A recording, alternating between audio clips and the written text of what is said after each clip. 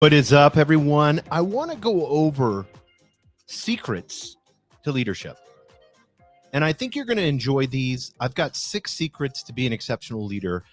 And let's get right into it. Secret number 1, be honest and transparent. Team members need to feel that they can trust their leaders. They need to know that you're being honest with them. This means being open, and I want you guys to get this. This means being open about decisions, even if those decisions are difficult. Susan comes to you and she has a problem with a team member. Now you have to decide, do I want to bring these two into my office and have a conversation with them? Do I want to take them to lunch? Do I want to talk to them separately? And then do I want to have a meeting together? You have to make a decision. If there is a problem as a leader, you have to seek clarity. And all a problem is a learning lesson for everyone involved. It's a learning lesson for you as the leader, because you get to learn how to handle that situation. You're only going to get better and better as you adapt and evolve, adapt and evolve, adapt and evolve as a leader. Then you get awesome at being able to handle decisions, and then you look forward to them. I always say that, give me some drama. I want some drama. Why is everything going so smoothly? Because I know that if a problem gets thrown at me, it's a challenge. And it's a challenge for me to grow as a leader. And then also on the other side, it allows Susan and Teresa to grow true, if you know what I mean. So this is really important when you're talking about being honest and transparent with decisions. It means being transparent about your motive. This is huge. People can see right through what you say because they're going to watch your actions. If you're dishonest, I want you to get this. If you're dishonest with your motive, it's going to cause your team to start doubting you. And when a team starts doubting, everything slows down. There's a great book by Stephen Covey's son called The Speed of Trust. Encourage you to stop where you're at right now and grab it on Amazon or your local bookstore. The Speed of Trust, and it's speed. The more that departments trust each other, the faster things work. Which the faster things work, the better the ROI is, correct?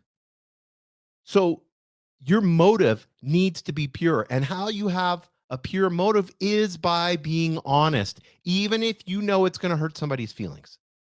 Then that means that you need to have the conversation with them one-on-one before the meeting. So you can let them know if it directly affects somebody. I never like to surprise people. I don't want to be surprised. Neither should anyone else. But a lot of times we're being so reactive and so emotional, we don't even realize. We haven't even took the time to be proactive and logical. And we don't even realize the people that it's going to hurt, the decision. And if it's going to hurt people, we need to have a conversation with them and ask them what they would do. You know how many conversations I've had like, I understand, boss. I know I know I got to take a pay cut. I know I got to take a different position. I understand, but I would like for this, this, and this.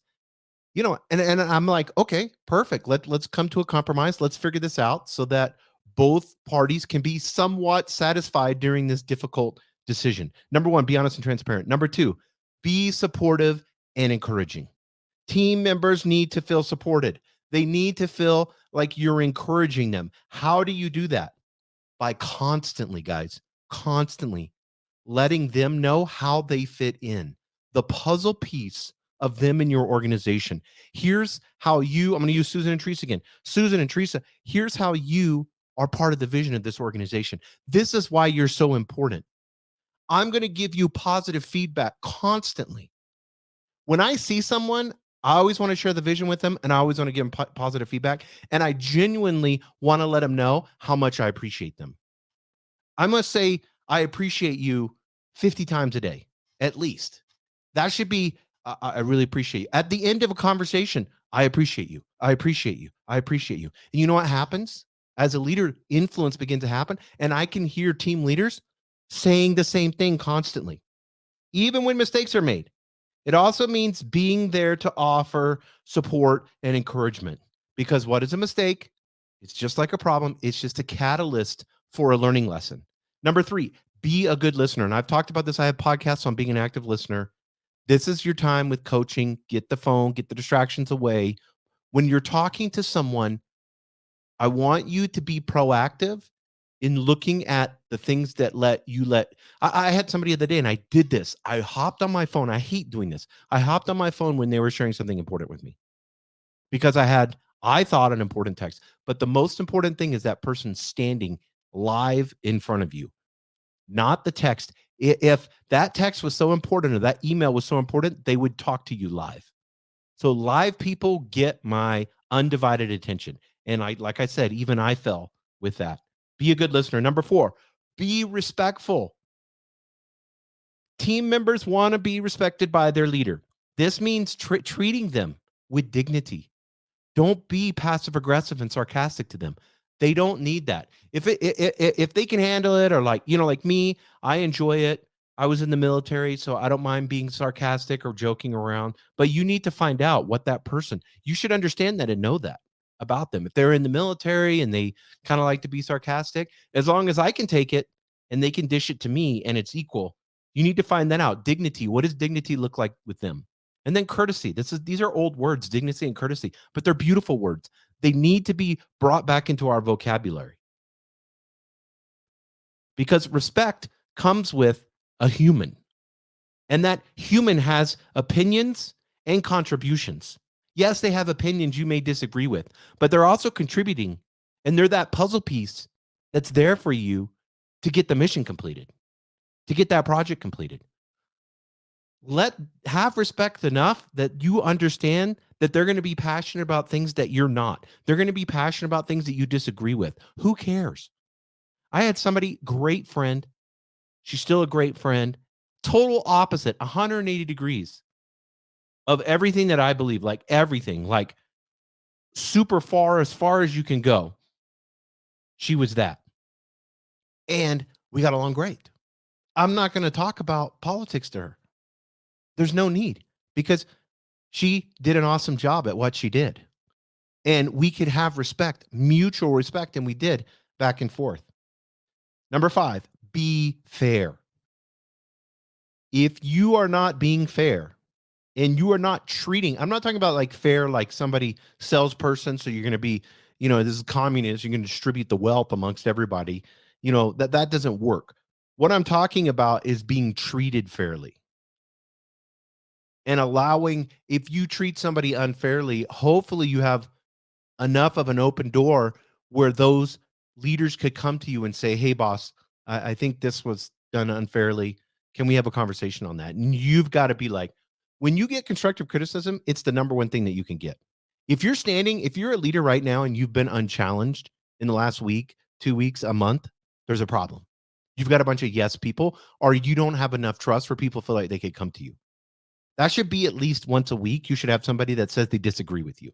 If everybody's agreeing with you, you have a communication problem in your organization. And you don't want just an echo chamber, a bunch of sounding boards and yes people. That doesn't work. Any dictator, that's what he gets, right? Because people are fearful. That's the extreme of that, but that's what can happen. And then number 6, our final one, be consistent. This is the final one, but to me, this is so important. Team members need to be able to count on their leader. They need to know it's boring and consistent, that you're there early, you do what you need to do, things get done. When somebody steps into that facility, when someone steps into that Zoom call, when someone steps into your field of leadership, and just imagine like around you is like a field. Maybe it's 50 feet, 30 feet, 20 feet, 100 feet, whatever you want. And it may not be a physical building. Maybe you have a software company, whatever. When people are in your presence, they need to feel safe. This world now, more than anything, wants to feel safe. They'll do whatever it takes to feel safe. People want to feel safe. So as a leader, especially younger people, if you have a lot of young people, how can they feel safe? Their world, their parents, their grandparents, everything around them, the school systems, everything around them. Think about it. It's chaotic. Some are left, some are right, some are far right, some are far left. You've got, we've got 2 70-plus-year-olds. One can't even talk, and the other one, is just crazy, was a reality star. We've got all this craziness going on in the world, and these young people observe that. They what if you were consistent, concise, clear, you showed love, and you were consistent and fair in that? What type of work environment would you have? So I encourage you guys, these 6 secrets to make you an exceptional leader.